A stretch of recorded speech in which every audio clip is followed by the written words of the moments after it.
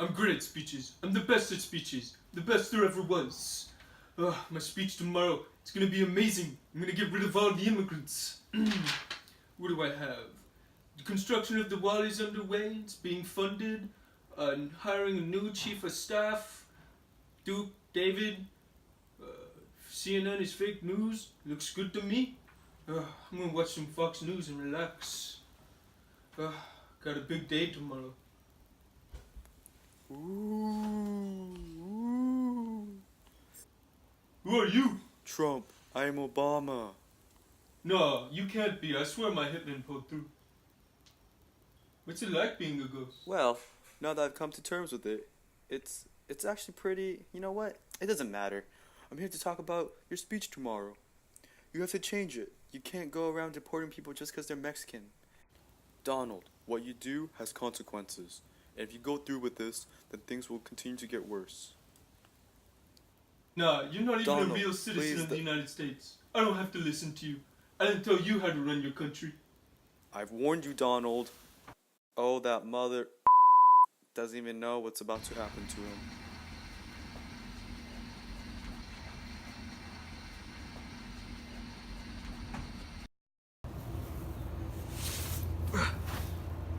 Wait, what happened? Where am I? The past, Trump. The far, far past. To be exact, 1954, the beginning of the Civil Rights Movement. But how did I get here? Last night we hit you on the head and brought you here on a bus. It was a magical bus, so it's okay. But who even are you? On the first of many you'll see. I am the ghost who will show you your harmful racist ways. That's not possible. The people love. As you see, Trump, the people here are trying to liberate themselves from the chains that obstruct them from equality through Jim Crow laws and laws that prevent people of color from voting.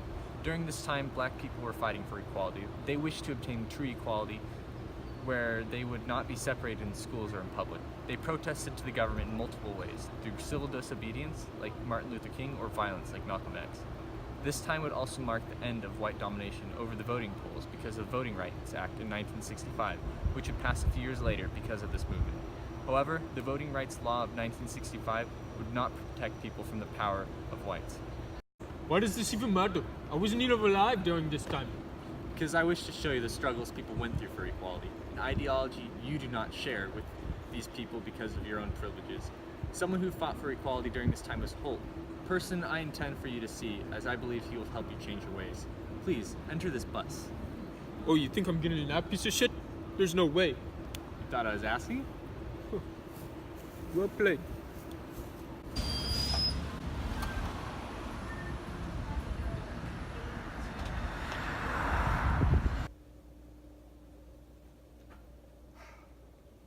Hey, over here, Mr. Trump. Saved you a seat.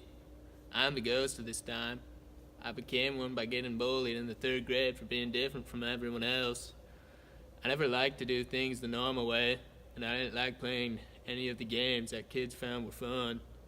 So the bullies decided I was a good target to pick on, and they made me angry and sad. Then my parents would introduce me to the Percy Jackson series, books about demigods that were treated differently because of him being half god and half human. From those books, I started to imagine myself as my own hero, that the bullies that attacked me were just challenges in my own story. I started reading book after book because it helped me overcome my boundary of oppression from my bullies. And it allowed me to think of what I wanted to be. In the books I read, no longer was I the weak, scrawny boy. I was the protagonist, the hero of them all. The intensive reading I took on would lead me to read at levels higher than my own grade. In fact, I was reading 2 levels higher than my grade. It was through these times of getting bullied that I learned to respect and follow the written words of English.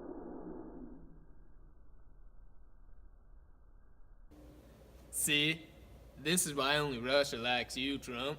But no, you cannot go back. Or I guess, in this case, forward. You must first learn how to fix your racist ways. Fine. Let's just get this over with. Alright, so this is Holt giving the speech. A black American historian and professor at the University of Chicago. He has won many awards and privileges, such as his election to the American Philosophical Society in 2016. He has also earned the Presidential Initiatives Award and the Charles S. Sandor Prize. But he has many more awards to speak of than that. And why does he matter? I'm the nomination for the Nobel Peace Prize. Holt would give a speech, in fact, it's the one we are at, called Knowledge is Power, the Black Struggle for Literacy, in which he conveys the struggles that blacks had to go through in order to obtain an education. The message of this speech was to show how the white people had taken over the black race and oppressed them in multiple aspects such as education and freedom. Holt shows that even if you choose to help a race, you still oppress them if you try to control how they learn or how they choose to do a certain idea. By building walls and separating people, you are the problem Holt speaks of, Trump. You see how this is a problem? No, what you mean, fam?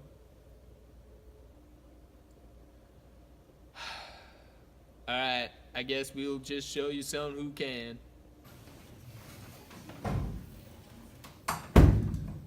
We have brought you here to Macintosh so she can show you the oppression called white privilege. Great, exactly what I need. Another pointless speech. Oh my gosh, Ghost Pence, it's been a while. How have you been? Hey girl, you know me, just chilling. But on the real, I've come here for business reasons. You never spend time with me anymore, but what do you need?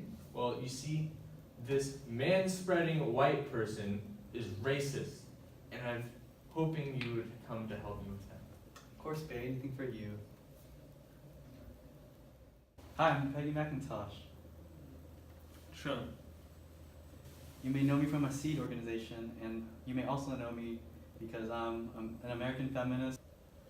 Hear me out, Trump. You need to quit the way you're acting. You're the reason I wrote my essay in which I confirmed the oppression whites have over the other people by merely being the skin tone of white, by seeing what advantages I have. Your white privilege helps you by preventing you from being pulled over by cops. You are never alone race-wise, and you have flesh-colored bandages that match your skin. Whites have always had an advantage over others, and by choosing not to see this, they harm other races, leaving them at a disadvantage. By not trying to give equality to other people and recognizing your own white privilege, you are oppressing them from equal rights. As presidents, you should try to make everyone equal. Hey, are you even listening? Yeah, I was paying attention at first and I was understanding stuff, but then I realized I was listening to a female. I was like, I don't need to listen to that. Get him out of my face. Well, since it's clear that she hasn't changed her mind, we're going to bring you to someone who already disagreed with you. It's fine with me. I didn't like her anyways. What time am I in now? The present, what does it look like? Actually, I'm the ghost from this time, and I became so by beginning to read the newspaper. Some time ago, I had no interest in the news. I went along with my day, occasionally getting my news from social media or by the television. I had a political affiliation, but I was never involved in what was happening. In 2017, my girlfriend Claire asked me if I would like to go to the Women's March with her. At first, I was reluctant, because I didn't want to get too involved in politics, but I decided to go anyway. When we arrived, I was taken off guard. There's tens of thousands of people standing in the streets protesting and using their voice to show the world that change is needed. I was in the middle of a sea of signs and banners and saw that there was this many people affected by laws and social constructs that prevented them from living their lives equally. I finally realized that these laws and the way the government runs not only affects me, but the millions of others throughout the United States.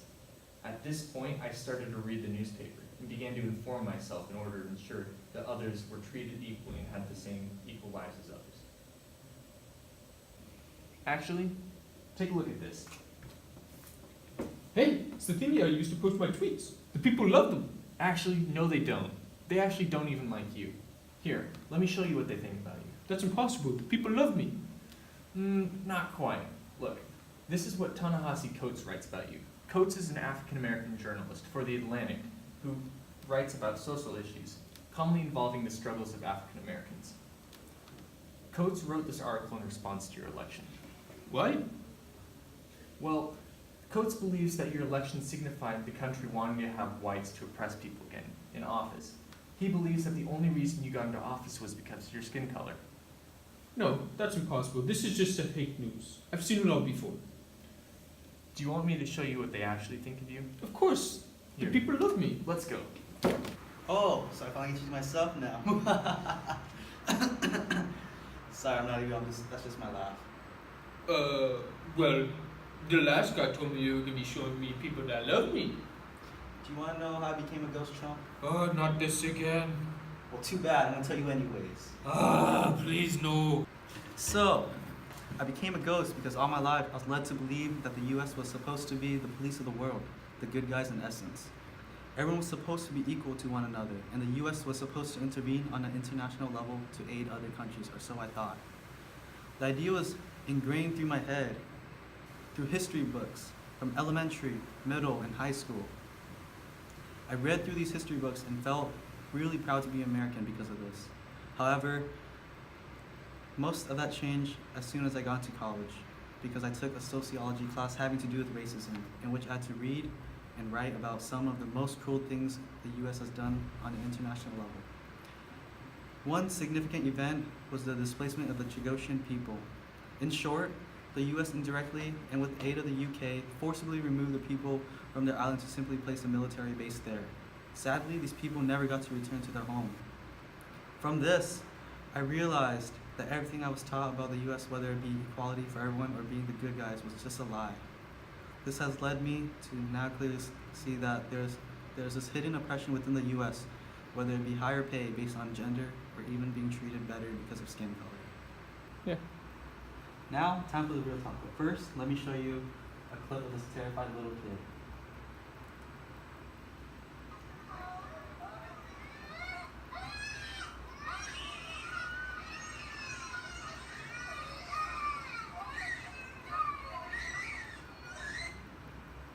I did that? Yes. And the kids aren't the only ones who you instill fear in. In fact, you actually have ruined a lot of people's lives as well. No, that can't be possible. I'm trying to make America great again. By using your oppressive white powers, you have banned Muslims from entering this country because you believe they are all terrorists. By labeling these people terrorists, you have prevented them from getting jobs, entering the country, and destroyed their social lives.